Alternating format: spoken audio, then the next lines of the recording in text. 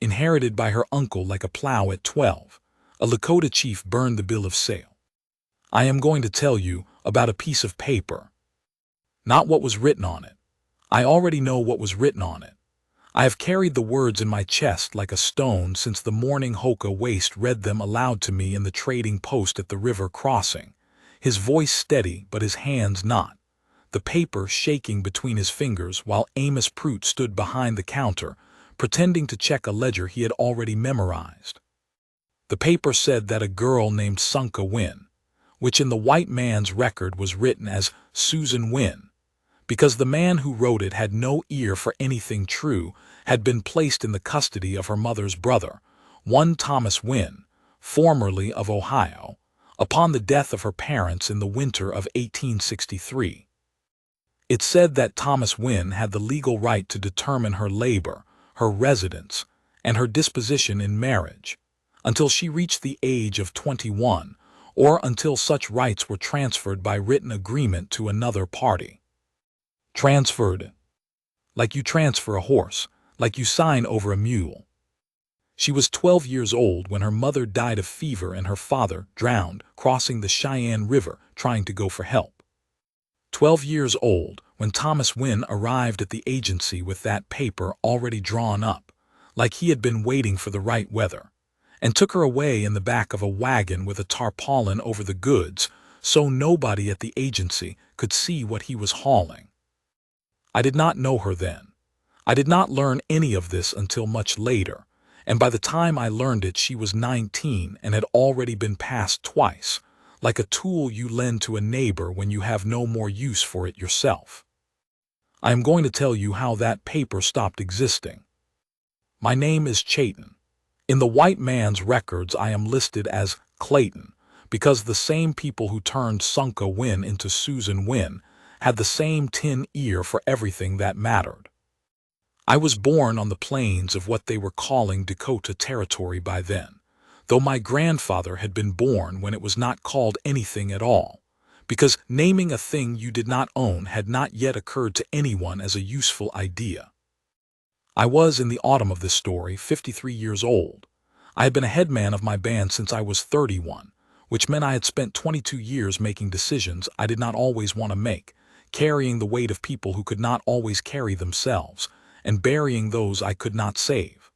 My wife, Tanyadu Wynn, had been dead for 6 years. We had no children who lived. That is a thing I do not talk about often, but I am telling you because it matters for what comes later. I was not a man anyone overlooked. I am not saying that to boast. I am saying it because this story is not about me being overlooked. It is about something else. It is about a man who had standing, who had weight, who had been respected for 2 decades, looking at a piece of paper that said a human girl was property, and deciding that his standing and his weight were exactly the things God had given him to use in a moment like that one. The trading post at the river crossing belonged to Amos Prout, who was not a bad man in the ordinary sense of the word. He paid fair prices, he did not cheat on the weights, and he had once given blankets to 3 families whose lodge skins had burned in a grass fire. But Amos Prout believed in paper. He believed that what a piece of paper said was a real thing, more real than the thing itself, and that a man who had a signed paper had a right that a man without a signed paper did not have, and that was simply the order of the world. It was Amos Prout who had notarized the second transfer. The first transfer had been from Thomas Wynn to a man named Corbett who ran a sheep operation east of the Black Hills. Corbett had given Wynn $40 and the use of a buckboard for 3 weeks, and in return Sunka Wynn had cooked and hauled water and mended and washed for 2 years on that sheep operation, sleeping in a room the size of a corn crib with no window and a door that latched only from the outside. I did not know about Corbett until later either.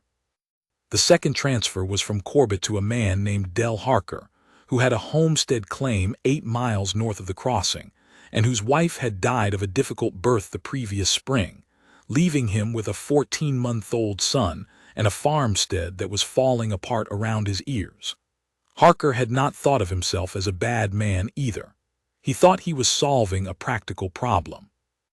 He gave Corbett $60, more than Corbett paid, because the market for a girl who could work had apparently improved, and brought Sunka Wynn to his homestead in a wagon, and she cooked and hauled and mended and washed and raised that child as if he were her own blood, because she had a heart like that, a heart that gave even when everything was being taken. She was 17 when she went to Harker's place. She was 19 when I first saw her. I came to Harker's homestead because he owed money to 2 families in my band. This is what had happened. The previous winter had been hard. I do not mean ordinary hard. I mean the kind of winter that breaks things, kills the old and the very young, freezes the waterholes solid for 6 weeks at a stretch. Harker had come to me in November before the worst of it and asked to buy food on credit against the spring. He was a proud man who did not like asking, and I could see what it cost him to come, so I said yes, and I arranged it with the 2 families who had surplus dried meat, pemmican, dried corn, and Harker took it, and he fed his boy and he got through the winter. By June he had not paid. By August he had not paid. By the first week of October I went to see about it myself, because the 2 families had their own needs coming into another winter, and the debt was not something that could be rolled forward again. I rode out there on a Thursday morning. Clear sky, cold enough that you could see your breath but not cold enough to be painful yet. The kind of morning where everything is very still, and the world looks like it is waiting to find out what kind of day it is going to be. I came up the track to the homestead, and I saw her first before I saw anyone else. She was at the well pulling up the bucket, and she stopped when she heard my horse. She did not run. A lot of women, seeing a Lakota man on horseback come up a track unannounced, would have run to the house. She just stopped and looked at me, straight and level, the rope still in both hands, the bucket dripping. She looked at me the way you look at weather on the horizon, assessing, not afraid. I remember the set of her jaw. I remember the way her hands were on the rope, not white-knuckled, just holding. There was something in that look that I had not expected, something behind it, not anger and not grief, but the long, quiet thing that comes after both of those have run out. I said good morning. She said good morning back. Her voice was steady. She told me Harker was in the barn, and I rode over there and found him patching a board on a stall gate. He saw me and his shoulders dropped a fraction of an inch, the way a man's shoulders drop when something he has been dreading has finally arrived, and he finds that the arrival is almost a relief. We talked about the debt. He said he was short. He said the spring planting had been poor because of a late frost, and the summer had been dry, and he had been meaning to come see me, but he had been embarrassed, which was honest at least. I told him I needed something by November or we would need to talk about the homestead claim. I did not say it as a threat. I said it as a fact, which it was. He nodded. I was turning my horse to leave when she came around the corner of the barn. She had the boy on her hip, 14 months older than the last time someone had thought to count him, so maybe 2.5 by now, and she was carrying a tin cup which she offered to me without being asked. Coffee, real coffee, which must have cost Harker something he could not easily afford. I took it. It would have been rude not to. She stood there while I drank, and I looked at her again. She was slim but not fragile, the way people get slim when they work hard and eat enough but not more than enough. Her hair was in 2 braids. She had a bruise on the side of her neck that she had not tried to cover. I drank the coffee, and I gave back the cup, and I rode home. I thought about that bruise for 3 days. I want to be clear about something. I was not in love with her. Not then. I am telling you this story straight, and the straight version is not a love story at its beginning. It is a justice story. The love came later, and when it came the way the first snow of the season comes. You know it was going to come. You watch the sky for weeks, but when it actually arrives there is still something in it that surprises you. On the 3rd day I went back to Hoka Waste, who was my cousin and the man I trusted most in the world, and I told him what I had seen. He listened the way he always listened, which was all the way through, without interrupting, And then he was quiet for a moment, and then he said, "Find out where she came from." It took him 4 days, because Hoka Waste was thorough. When he came back with the story, the full story, Wynne and Corbett and the paper and the first 12 years before that, her parents, the river, the wagon with the tarpaulin, I sat with it for a long time without saying anything. Then I said, "Go find the paper." He found it. It was at Pruett's trading post, filed in the tin box Pruett kept under the counter, notarized with Pruett's own seal. Hoka Waste did not take it. He just confirmed it was there, and he came back and told me, and I put on my best shirt, the one Taniedu Wynne had beaded the collar of years ago, the one I only wore when I needed to have the full weight of what I was, and I rode to the trading post. Pruett was behind the counter when I came in. He looked up and nodded, not nervously, just neutrally, the way he greeted everyone. There were 2 other men in the store, a young homesteader I did not know buying nails, and Abe Foss, who ran a small operation south of the creek and who had been trading with Pruett for years. Foss nodded at me. I nodded back. I asked Pruett to let me see the paper on the girl named Sunka Wynne, listed in his records as Susan Wynne. He did not move immediately. He looked at me the way a man looks when he is trying to figure out how much trouble a thing is going to be. Then he reached under the counter and put the tin box on top of it and opened it, and found the paper and put it in front of me. I read it. I had read plenty of white men's papers by then. 22 years as a headman means 22 years of papers, land papers, treaty papers, agency papers, papers about what you owed and papers about what was owed to you and papers about things that were neither. Just the white man's world trying to get its walls around everything that moved. I could read them. I did not always like what I read. This paper was not complicated. It was short. It said what Hoka Waste had told me it said, in the plain, flat language of a man who had thought about it practically and not in any other way. I looked at Amos Pruett, and I said, "This document was made without the knowledge or consent of this girl's people." Pruett said she didn't have people.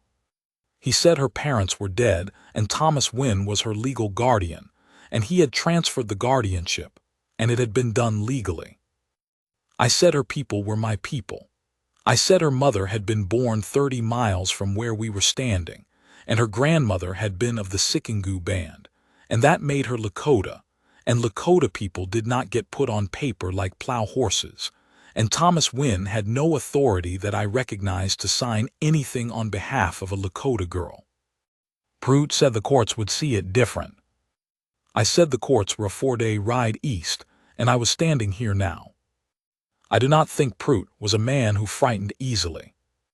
But I am a big man, and I had been speaking quietly, and men who speak quietly when they are angry are sometimes harder to read than men who raise their voices, and I think he was doing the arithmetic of the situation, and finding that the arithmetic did not come out easily. The homesteader with the nails had gone still. Foss had put down what he was looking at. I picked up the paper, Pruett said, and his voice was careful, measured. A man placing his feet, he said, "Chief, I notarized that document. I have a legal obligation." I said, "I know." And I walked to the stove at the back of his store, where a fire had been burning since morning against the October cold, and I lifted the iron plate, and I put the paper in. It was a dry paper, and it caught fast. The whole thing was black ash in less time than it takes to tell. I put the plate back down, and I walked back to the counter. Pruett was looking at the stove. He was very still. Then he looked at me. I said, "Send a writer to Harker. Tell him I am canceling the debt of the 2 families in exchange for the girl coming home." Pruett said that wasn't how it worked. I said I knew that too, and I said it anyway, because the paper was gone, and what the paper had said was gone with it, and without the paper all Harker had was a story, and stories are things you can argue about, and I intended to argue about it until the arguing cost him more than giving her up was worth. Foss, behind me, made a sound that was not quite a laugh and not quite anything else. He said, and I remember this exactly because it was the kind of thing you remember. He said, Amos, I think you ought to send that writer. Prout sent the writer. I went home and I waited. I did not go to Harker's place myself. I sent Hoka Waste, not because I was afraid of what would happen, but because I thought that if I went myself it would look like a fight, and I did not want it to be a fight. I wanted it to be simple. A debt canceled, a woman returned to her people, a new arrangement that did not involve any paper at all. Hoka Waste went, and Harker argued for half a day, and in the end he took the cancellation. He was a practical man. He had a debt he could not pay, a winter coming, and a boy to keep alive. What he did not have was a piece of paper anymore. And he had heard by then that the piece of paper had burned, and I think he understood that a man who would burn one paper would burn another if another appeared, and that the man who burned the papers was not a man whose patience you wanted to test twice. She came back with Hoka Waste on a Friday afternoon. I saw them coming down the track from the north. She was on a gray horse I did not recognize. Harker had given her the horse, which surprised me, and which I thought about for a while before I decided it was his way of saying he knew, somewhere in himself, that what had been done was wrong, and the horse was the only apology he could make without saying the word. She rode like she had been riding all her life. She sat straight. She had a small bundle tied behind her.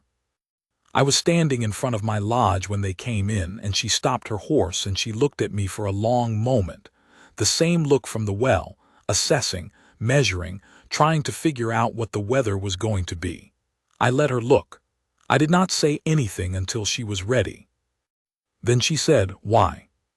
Just that, not why did you do it or what do you want or what happens now. Just the single word, flat and straight like a plank laid across a gap, wanting to know if it would hold. I said, because no one should be listed on a paper like a piece of equipment, and because your grandmother was Sikingu, and that makes you Lakota, and Lakota people are my responsibility. She was quiet. I said, you are not obligated to stay here. You are not obligated to anything. You can go where you want. I burned the paper because the paper was wrong. I did not burn it to put something else in its place. She looked at me for another long moment. Then she looked around at the lodges, at the children running between them, at the women working, at the smoke, at the ordinary life of a people that was hers by blood if not by upbringing. She said, I don't know how to be this. I said, nobody does at first. She stayed. She stayed with the family of Hoka Waste at first, because that was proper, and because she needed time, and because I was not going to rush anything or make her feel like she had traded one obligation for another. I want to tell you about those first weeks, because they were not what you might expect. She was not grateful. Or she was grateful, I think, but gratitude was not the face she showed. The face she showed was watchful and careful and a little hard around the edges, the way metal gets a hard edge when it has been heated and cooled too many times. She had learned to give nothing for free, because everything she had ever given had been taken without being given back, and she was not going to unlearn that in a week or a month. I did not ask her to. I did not seek her out. I did not watch her in the obvious way, but we are a small community and our paths crossed in the ordinary course of days, and each time I treated her like any other person with the same courtesy, the same directness, nothing extra and nothing withheld. There was a morning, maybe 3 weeks after she arrived, when I was repairing a section of fence on the east side of the camp. She came past carrying water. She stopped and watched me work for a moment, the way you watch a person when you are trying to figure out if what they are doing is what it looks like they are doing or something else entirely. Then she set down the water, and she held the fence post while I drove the cross brace, and we worked like that for 20 minutes without saying a word. When we were done, she picked up her water again and she said, "You don't talk much." I said, "I talk when I have something to say." She said, "Harker talked all the time." I said, "What did he talk about?" She thought about it. She said, "Himself, what he needed, what he was going to do next spring, what he had been owed. I said, that is a very small set of subjects. Something shifted in her face then. Not a smile exactly, but the place where a smile might eventually live. She picked up the water and went. I am going to skip forward a little.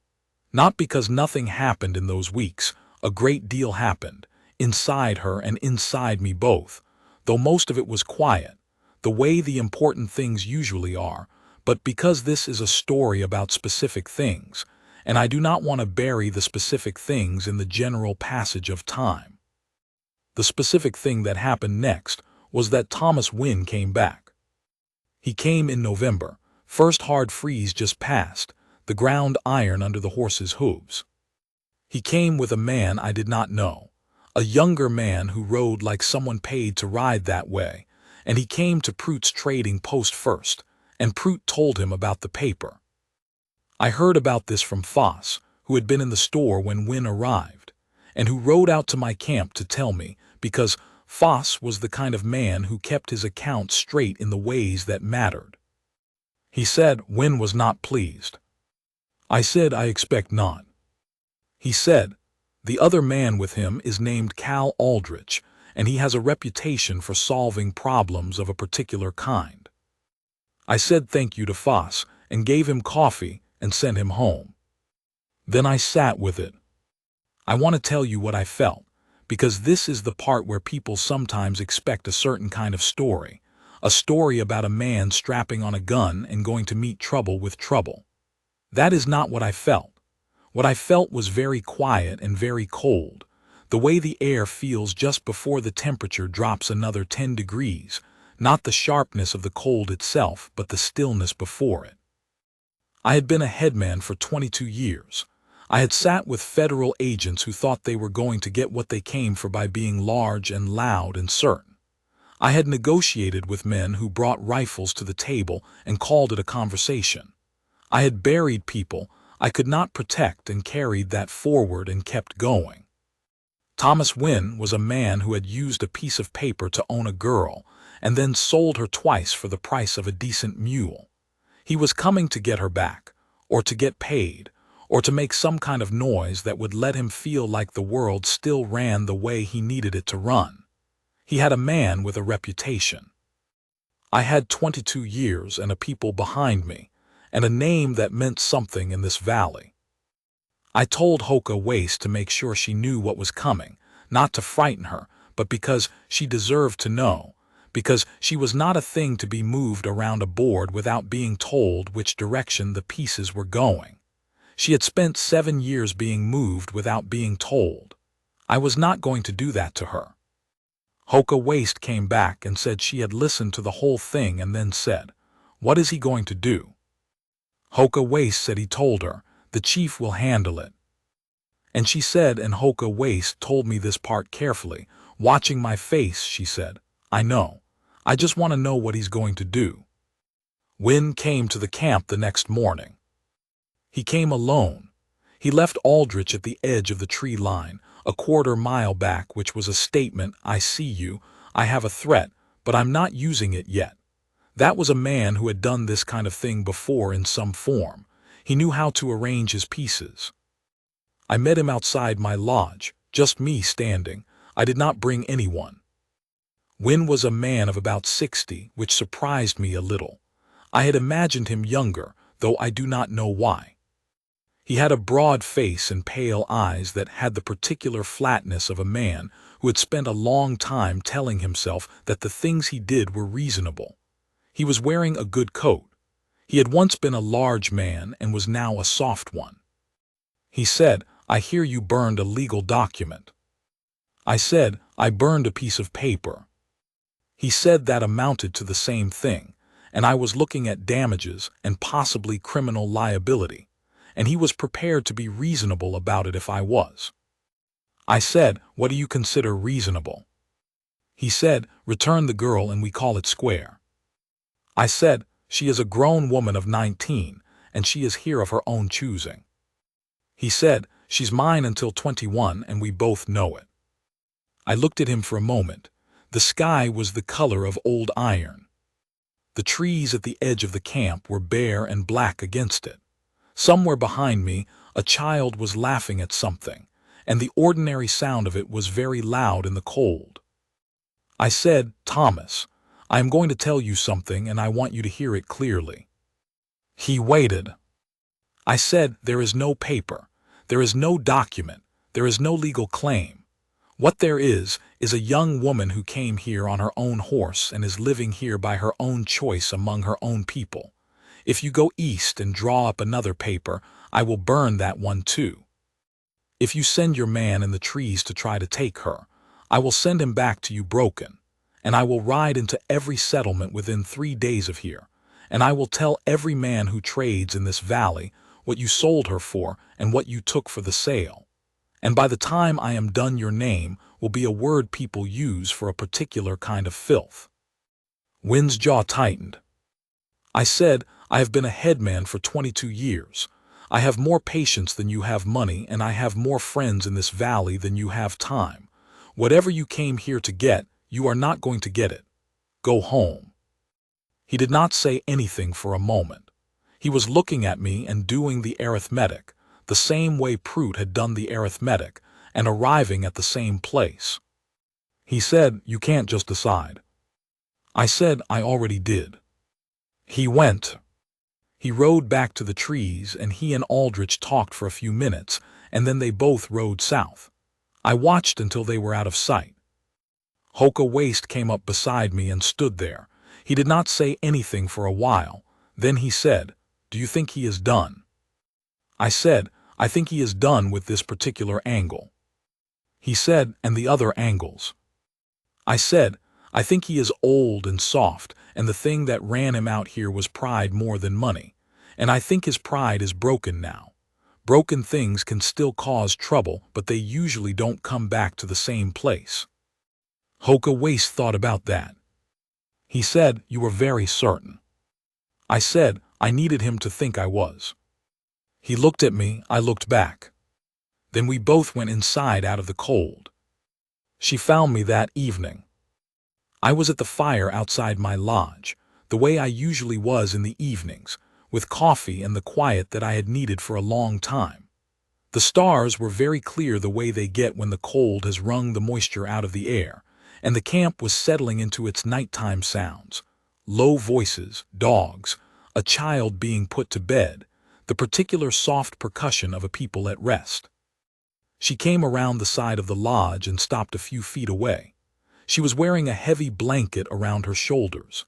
She had her hair loose, which was the first time I had seen it that way, and it was long and very dark in the firelight.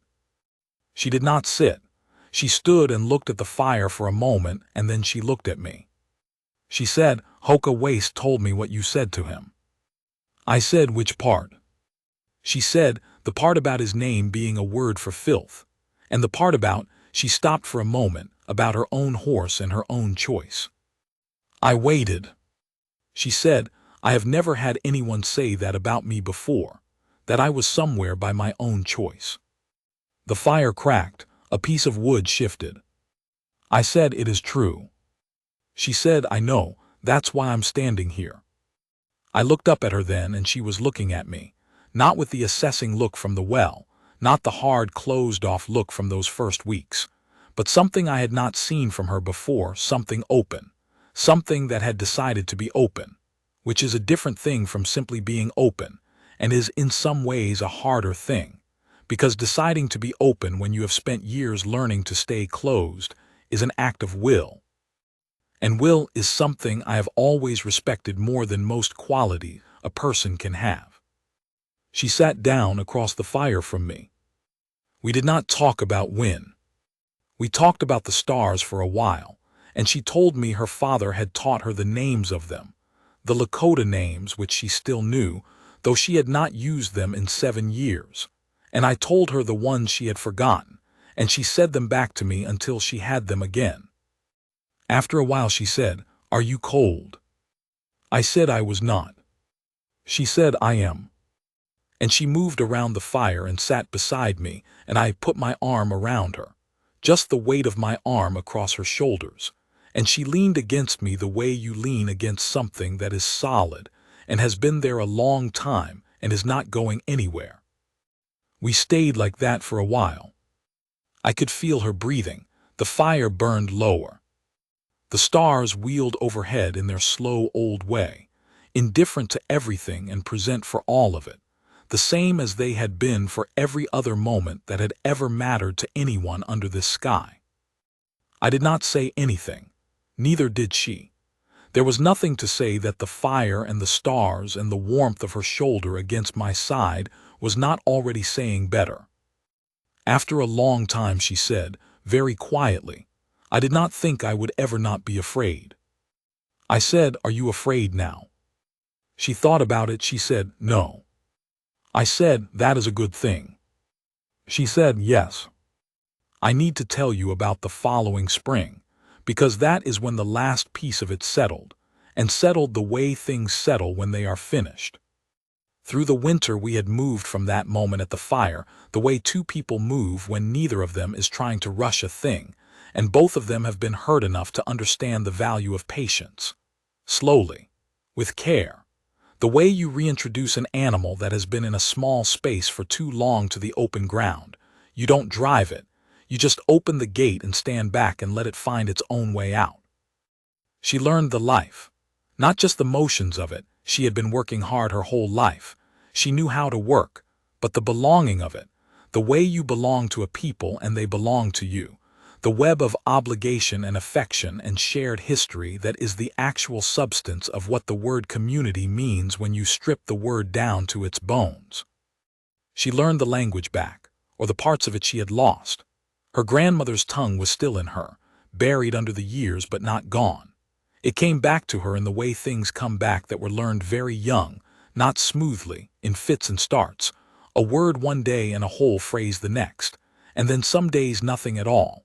And then one morning she woke up and spoke to Hoka Waste's wife entirely in Lakota for 10 minutes before she even noticed she was doing it. She told me about that morning laughing, and it was the first time I had heard her laugh without anything complicated in it. Just laughter, plain and clean like water. I loved her by then. I had loved her for a while by then, though I had not said it and was not going to say it until she wanted to hear it, because there is a kind of love that is patient enough not to need to announce itself, and that was what I had. In April, when the ground had softened enough to plant, she came to me. She came in the afternoon in the working part of the day, which was not when people usually came to talk about important things, and she stood in front of me and she said, I want to stay. I said, you already are staying. She said, I mean I want to stay in the way that means something, in the way where it is a choice we both make and it is, she paused, permanent. I looked at her. The afternoon light was the color of new grass coming at a low angle and it was on her face, and her face was very clear in it. Not anxious, not hoping, just certain, the way she was certain about things when she had decided. I said, I want that too. She said, I know. I have known for a while. I was just making sure I wanted it for the right reasons. I said, what are the right reasons? She said, the same reasons you have for wanting it, because you are a good man and I want to spend my life with a good man, not because you saved me, not because I have nowhere else to go, because of who you are. I have been a headman for 22 years. I have been told many things in that time. I have been told I was clever, that I was strong, that I was fair, that I was hard to read, that I was occasionally stubborn. None of those things settled in me the way that did. The way she looked at me when she said it, the simple, flat certainty of it, because of who you are. I am not a man who weeps easily. I have wept in my life and I will again, but it is not a common thing. I did not weep then, but there was something in my chest that moved, that shifted, something large and old that had been sitting in one place for 6 years, since Taniedu Win died and I had stopped believing that the life I had was enough. It moved. And where it had been, there was room. I reached out and I put my hand against her face, just my palm against her cheek, and she turned her head and pressed into it, just slightly, the way you lean into something warm when you have been cold. I said, then stay. She said, I will. We were married in the way of my people in June, when the grass was full and green, and the light lasted until almost 10 o'clock at night. The ceremony was done by the old man in our band who kept the old ways, and it took most of a day, and at the end of it Hoka Waste's wife put a blanket around both our shoulders and said the words, and the children ran, and the women sang, and the men who had known me for 20 years looked at me with the particular warmth that men show each other when they are too proud to say anything directly, and so they say it in a look. I will tell you one more thing, and then I am done. That night, after the fire had burned low and the camp had gone quiet and we were alone in my lodge, she was lying with her head on my shoulder and my arm around her, and she said, "What did the paper say? The one you burned. I never knew exactly what was in it." I had not told her. I had not wanted to put the words of that paper in her mouth or in her ears. But she was asking, and she was 20 now, and she had the right to know what had been done with her name. I told her, all of it, the exact language of it as well as I could remember. She was quiet when I finished, very still. I could feel her breathing. Then she said, "Transferred." I said, "Yes." She said, "Like a plough." I said, "That was what he thought of you." She was quiet again, a long quiet. Then she said, "And now?" I said, "Now you are exactly what you said at the fire, somewhere by your own choice. That is all you are. That is everything you are." Her hand found mine in the dark and held it. Outside, the wind moved through the grass with the low, steady sound that I have heard my whole life, and that still, after 53 years, seems to me like the sound of the world saying that it is still here, that it has not left, that whatever else has happened, the ground is solid under your feet, and the sky is where it belongs, and the night will pass. She held my hand. I held hers. That is where the story ends. Not with a paper, not with a man who tried to own a person and found that there are things in this world that paper cannot hold. Not even with the burning, though the burning was necessary and right, and I do not regret a single second of the heat on my hand when I fed that document to Prout's stove. It ends with a hand in the dark, and a woman who chose freely, and a man who was finally, after a long time, after 6 years of carrying the weight of a people and the grief of a wife and the cold, hard loneliness of a man who has been respected by everyone and loved by no one, finally something more than respected. That is enough. That is more than enough. That is everything.